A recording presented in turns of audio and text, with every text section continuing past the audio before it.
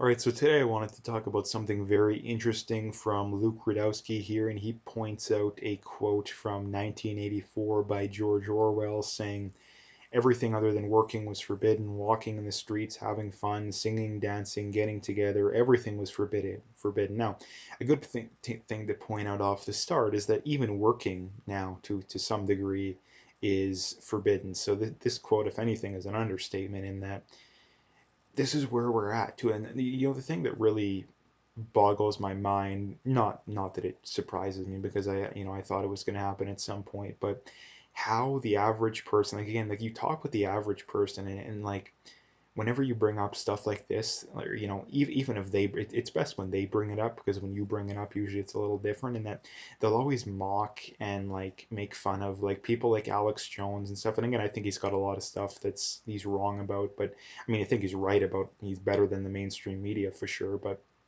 that's a different point in and of itself. But they always make fun of people like that. Like they always make fun of people like that. And, I always just laugh, like just laugh, sometimes even out loud. But, you know, like just thinking to myself, like you realize that you're every bit as dumb, probably even dumber than the person you're making fun of, right? Like it just boggles my mind how people can clearly have never thought this kind of stuff out. Like their attention span is so short that they don't even think about it. Like they don't even think about it. And then again, you make fun of these people, and turns out most of what they said came true. Again, this is the craziest thing about society. Like I bring up Alex Jones, a lot of the crazy stuff he said is came true. In fact, I would say the majority of it. He's right about the majority of the stuff he says.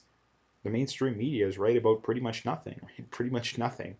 Um, and again, like this is another thing that really bothers me too with these people nowadays is they say, "Oh, it's just temporary, right? It's just temporary." Well, number one, what is your definition of temporary? Because whatever we're at now, 8 9 months, that's not temporary. I mean, we have mask mandates in Edmonton through to December 2021, right? So this is not temporary. I don't think this is going away anytime soon.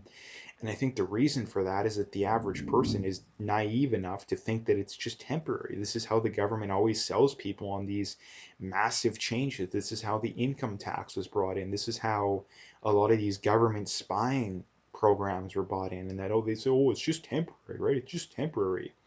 And they turn out being permanent, right? The income tax was brought in during World War I, I think it was, and oh, it's just temporary to help pay for the war, and then it turns out it isn't temporary. And at the start of it was just a small amount on the rich, right?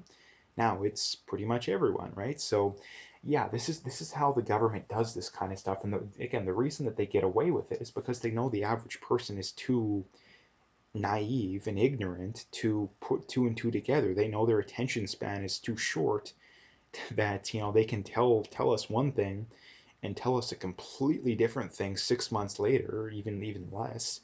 And they know that the average person is their attention span is so short that they won't even recognize the contradictions, right? They won't even recognize the contradictions, right? It's, oh, borders don't work, masks don't work, go about your daily lives, go to the movies, go to Chinatown, right? And now it's, if you want to go in public with a group more than like, if you want to see anybody even, outside your own house, you're the worst person in the world. But yet, how many people don't recognize the contradiction? The majority of the population doesn't recognize the glaring contradiction there. So it's a very good point. It's a very good point in that, and I think the scariest thing about it too is this stuff's supposed to be fiction, right? Like 1984 is supposed to be fiction, right? Like a lot of the stuff Alex Jones brings up, a lot of it's supposed to be for entertainment's sake, right?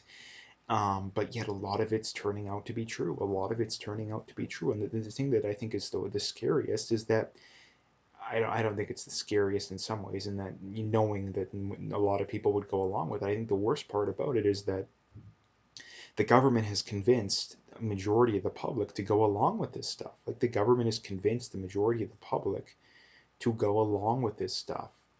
And why is that? Is because they always sell it, as being in their best interest, right? They always sell it as being in their best interest, even though that it isn't. But they know that the average person is, like I said, ignorant enough that they'll go along with it, right? They know that they're ignorant enough to go along with it. And that is the big problem. Like that is the big problem. And again, like I say, the one of the key ways that they get away with this kind of stuff is, oh, it's just temporary, right? It's just temporary. But I don't think it's going to be. Now, again, does that mean that we're going to lose all our rights and they're never going to come back? Not necessarily. I mean, I think that's possible. But I think the bigger thing is that it's a two steps back, one step forward kind of thing, or two steps forward, one step back, depending on how you want to look at it, and depending on whose perspective, in that the government takes a massive amount of people's freedoms, like they have right now, and they only give you back some of them, knowing all along that the main goal was to just take a little bit, right? It's the classic way of negotiating in that you ask for more than you actually want, knowing that that when you come back to getting what you really want, it will seem like you compromised when in reality it's what you wanted all along.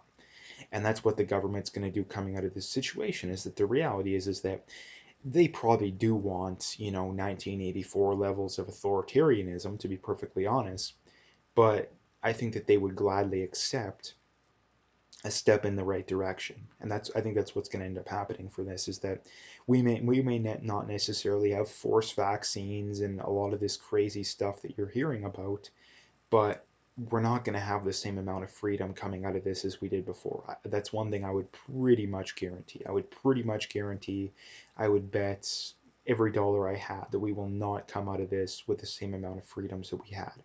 And that's, like I say, that's exactly how their playbook goes, is that they ask for a lot and they get a little bit, knowing all along that's what they wanted, right? It's that taking that little bit. That's how this kind of stuff happens. It happens inch by inch. It doesn't happen a kilometer at a time. That's not how it works. And the reason that they do that, like I said, is that they know that the average person is ignorant enough and naive enough that they won't catch on to it till it's too late. So anyway, that's what I wanted to talk about today. A nice short little video. It's something that I thought is important to talk about. So anyway, if you like the video, make sure you hit that like and subscribe if you haven't already. Make sure you check out those links below. Follow me on those other platforms.